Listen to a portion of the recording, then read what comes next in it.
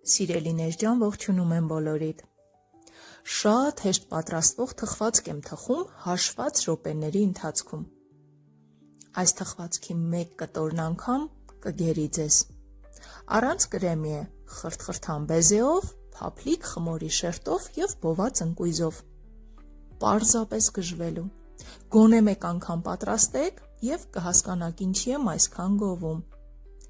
Խմորի պատրաստման համար մեզ անհրաժեշտ է 4 ձվի դեղնուց, սպիտակուցները պիտի օգտագործենք բեզեի մեջ, 140 գրամ շաքարավազ, 280 էլ բեզեի համար, 70 գրամ կարագ, 1 թեյի բաժակ թթվասեր, 1 թեյի գդալ սոդա, 1 ճաշի գդալ քացախ, 200 գրամ ալյուր և վանիլին։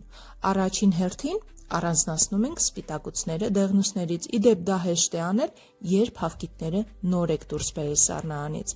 Բայց խմորի համար բոլոր բաղադրիչները պիտի լինեն սենյակային ջերմաստիճանի։ Սպիտակուցները դնում ենք սառնարան, դեղնուցների վրա շաքարավազ ենք ավելացնում և հարում ենք մինչև մասսան փրփրի, ճերմակի։ Ավելացնում ենք սենյակային ջերմաստիճանի թթվասերը,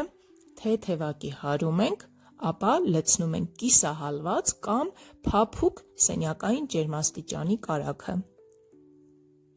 Հարում ենք, որ համասեռ դառնա, լցնում ենք քացախը և արդեն խառնում ենք ձեռքի գդալով։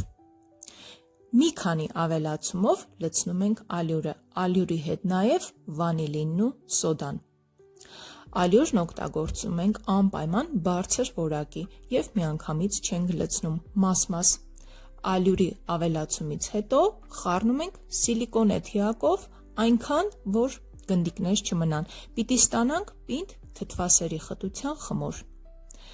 Ջեռոցի տապակը պատրաստում ենք, յուղաթուղթ ենք փռում,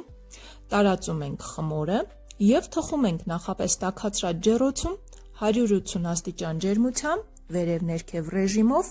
մոտ 12 րոպե։ Ահա այսպիսի խմոր ենք ստանում։ Ինչ կթխվի շերտը, պատրաստում ենք բեզեն։ Նախ բոված ընկույզը մանրացնում ենք կամ գռտնակով կամ բլենդերով, այնպես որ շատ չմանրանա, մի քիչ կտորներ մնան։ Մաքուր 4 թասի մեջ լցնում ենք սպիտակուցները, մի պտղունց աղ ենք լցնում և հարում ենք մինչև կայուն փրփուր ստանանք։ Քիչ-քիչ, գդալ-գդալ ավելացնում ենք շաքարավազը, իդեպ կարող եք կեսը փոխարինել շաքարի փոշիով։ Հարում ենք այնքան, որ պինդ զանգված ստանանք և շաքարավազը մատերի արանքում չզգացվի։ Ավելացնում ենք մանրացրած ընկույզը և խառնում ենք զգույշ սիլիկոնե թիակով։ Ջեռոցից դուրս ենք բերում թխված շերտը, վրան տարածում ենք բեզեն և կրկին ուղարկում ջեռոց թխվելու, այս անգամ 140 աստիճան ջերմությամբ, մինչև բեզեն մուգ կարամելային երանգ ստանա։ Սպասում ենք հովանա, կտորների ենք բաժանում և պարզապես ըմբոշխնում ենք։ Այս թխվածքը ժպիտի նման է, բայց նաև շատ տարբեր է։ Տարբերվում է նրանով, որ եթե ժպիտի դեպքում բեզեն սուֆլեի նման էր կիսաթաց, ապա այստեղ բեզեն խրթխրթան է նույնիսկ հաջորդ օրը։ Ես նկարել եմ թխելու հաջորդ օրը։ Բեզե ու խմորի շփման արդյունքում կարծես խմորի երեսին շոկոլադե շերտ գոյացած լինի, շատ գրավիչ է։